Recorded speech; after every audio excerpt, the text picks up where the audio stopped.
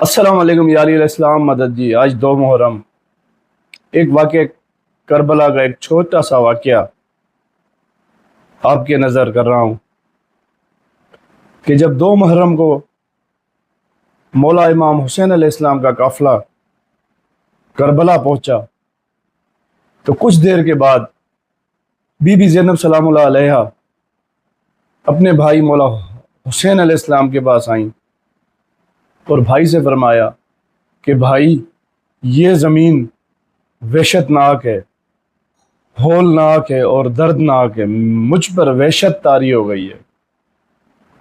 تو مولا حسین علیہ السلام نے فرمایا، میری بہن، جب بابا کے زمانے میں بابا، بھائی اور میں جب صفین جا رہے تھے تو اسی زمین پر عبور ہوا، تو تھوڑی دیر آرام کرنے کا سوچا۔ بابا بھائی حسن کے گود میں سر رکھ کر آرام فرمانے لگے اور میں بابا کے سر کے برابر میں انتظار کرتا رہا۔ تھوڑی دیر کے بعد بابا اچانک نیند سے بیدار ہوئے اور زور زور سے گریہ کرنے لگے۔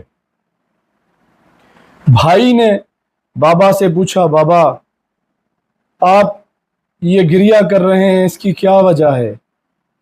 تو بابا نے فرمایا کہ میں نے ابھی ایک خواب دیکھا ہے کہ اس زمین میں خون کا دریا بہہ رہا ہے اور اس میں میرا حسین ڈوب رہا ہے اور ڈوبتے ڈوبتے استغاثہ بھی کر رہا ہے، کوئی اس کی مدد کو نہیں آ رہا۔